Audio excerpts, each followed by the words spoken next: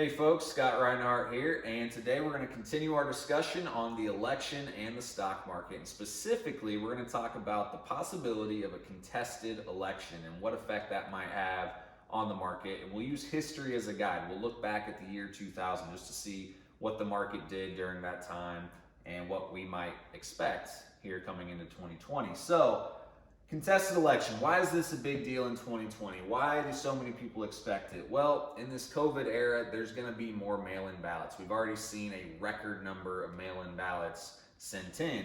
And the reason it's controversial is that many states allow ballots that are postmarked on November 3rd to count. And so we're going to see a lot of ballots that are postmarked 11/3 and not received until days after. In fact, there's some states, some key swing states, that don't even allow mail-in ballots to start getting counted until November 3rd. So there's just going to be all sorts of controversy around these mail-in ballots. And there's also a big dividing line between the parties. What's new?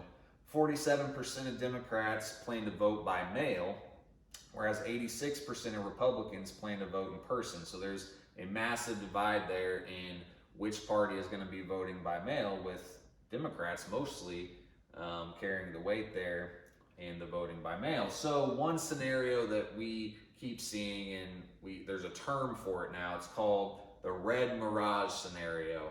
And this is one where on election night, Trump is going to be leading, right? Because Republicans went and voted in person, potentially. And Trump may see this lead and declare victory.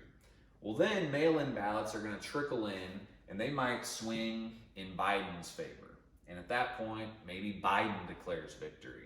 Well, what are the odds that Trump's going to accept that when it was the mail-in ballots that swung things in Biden's favor? Pretty slim. Probably not going to happen. So we just need to expect that unless it's a landslide for Trump or a landslide for Biden, that we're going to see a contested election where it has to go to the Supreme Court potentially, and we just have this long drawn out process. So let's look at the year 2000. Who remembers this guy from Florida? He was responsible, I guess, for recounting those, remember the hanging chads from those punch card ballots that they had in Florida and some other states. I remember this guy was like the most famous guy in the news in the year 2000. So how did the contested election affect the market in 2000? So up here I put the S&P 500, that's the purple line, and the NASDAQ, that's the gold line. Now, remember the NASDAQ is comprised of a lot of tech stocks, and if you remember in 2000, that tech bubble burst. And so the year 2000 was just a really bad year for the NASDAQ in general.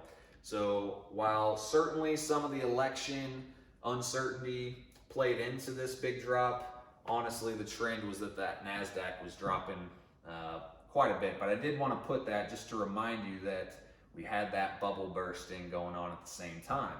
So here's election day. You know, the market's definitely dropping, but look how kind of smooth it looks, which we're going to talk about that in a second.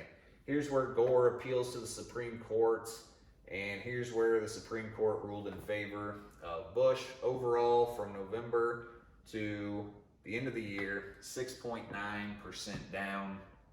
And honestly, that's not so bad. Like if you were to say that we're going to have a contested election and the market's going to be down 7%, yeah, it's not fun, but I don't think any of us would call that the market crashing.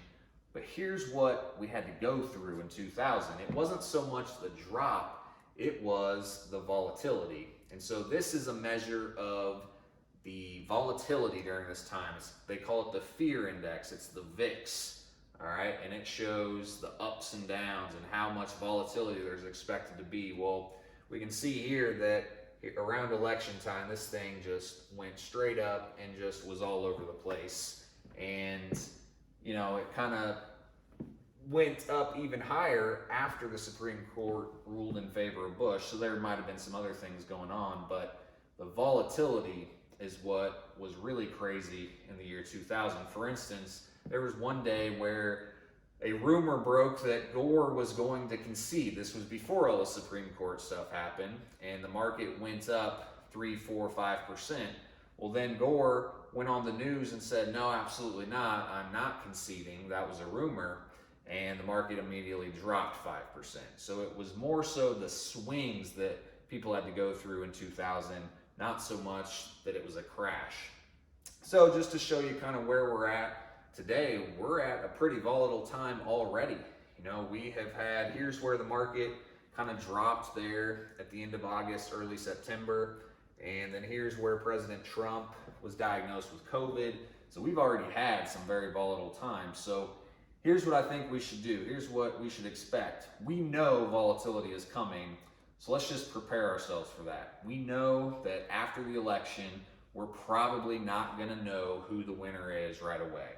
So we know that the market is going to be swinging on every little piece of news, on every headline, on every tweet that's sent out by President Trump. So let's just prepare ourselves for that. Let's get in that mindset that we know our portfolios are going to be swinging a little bit more than usual on a day-to-day basis. That does not necessarily mean that there's going to be a massive crash. It doesn't necessarily mean there's going to be a massive boom in the stock market. It just means there's going to be a lot of ups and downs between November and the end of the year, and maybe even into the early stages of 2021. So if we can get into that mindset, I think we'll all be able to relax, take a deep breath, and feel a little bit better about things while maybe our neighbors are panicking at watching the news every single night. So just get yourself in that mindset, and I think we'll be in a lot better shape. So if you want to talk about your portfolio, make sure that it's in a spot that's going to do okay, no matter who the president is. Give us a call, 844-CARLSON, or visit us at carlsonfinancial.com. Thanks, and have a good rest of your day.